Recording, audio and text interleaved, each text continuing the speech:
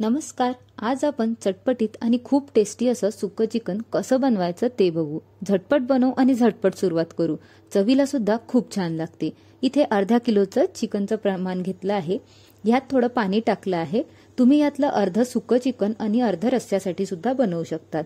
ह्यामध्ये एक कांदा, अर्धा चमचा हळद, थोडं मीठ टाकून घेतलं आहे आणि 2 ते 3 विसल याला होऊ द्यायच्या. चिकन शिजतंय तोपर्यंत एकीकडे मसाला बनवून घेऊयात. एका कढईत किंवा तव्यावर किंवा कुठल्याही भांड्यामध्ये 1 चमचा तेल घ्यायचं. थोडं गरम झालं की त्यात मध्यम आकाराचा कांदा, 1 तुकडा दालचिनी आणि थोडं सुक्क खोबरं व्यवस्थित भाजून घ्यायचं. कांदा नीट भाजत आला की ह्यात मोठी विलायची 1 तेजपान, थोडं दगडफूल, जायपत्री, 2 हिरवे विलायची, 2 लवंग आणि 1 चमचा जिरं तसंच 1 चमचा खसखस टाकून नीट भाजून घ्यायचं मीडियम फ्लेमवरती. त्यानंतर 2 ते 3 काजू आणि 2 लाल मिरच्या टाकून व्यवस्थित भाजून घ्यायचं आणि संपूर्ण मिश्रण थंड होऊ द्यायचं. आता ते थंड होत आहे तोपर्यंत एका बाजूला मिक्सरच्या भांड्यामध्ये 8 ते 10 लसणाच्या पाकळ्या, थोडं अद्रक, 1 टमाटर, थोडं पुदिना आणि थोडी कोथिंबीर तसंच 2 हिरव्या मिरच्या, थोडं पाणी टाकून याची बारीक पेस्ट करून घ्यायची.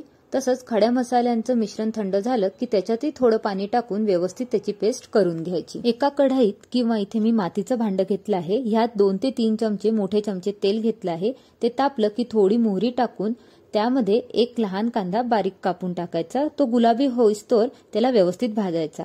कांदा होत आला की त्यामध्ये हिरवं वाटण टाकून मीडियम फ्लेमवरती भाजून घ्यायचं, म्हणजे कच्चेपणा निघून जाईल. साधारण 3 ते 4 मिनिटं व्यवस्थित भाजल्या गेल्या की याचं तेल सुटते आणि तेल सुटल्यानंतर ह्यात कांदा आणि खडे मसाल्याचं पेस्ट टाकायचं. ते सुद्धा नीट मिक्स करून 3 ते 4 मिनिटं मीडियम फ्लेमवरती तेल सुटेपर्यंत भाजून घ्यायचं.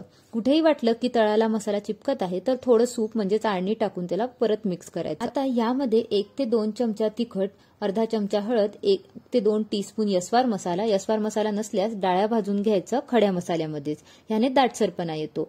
3 टीस्पून गरम मसाला, मीठ चवीनुसार, काळा मसाला असेल तर 1 टीस्पून टाकून नीट मिक्स करायचं आणि 2 मिनिटं झाकण ठेवून शिजवून घ्यायचं. झाकण काढल्यावरती तुम्ही बघू शकतात किती व्यवस्थित याचं तेल सुटलेलं आहे आणि याचा रंगही बघा किती सुंदर आहे. आता यामध्ये चिकनचे पीस टाकायचे, मिक्स करायचं आणि झाकण ठेवून परत 2 मिनिटं मीडियम फ्लेमवर शिजवून घ्यायचं. नंतर यावरती थोडी कोथिंबीर टाकून याला मिक्स करून घ्यायचं.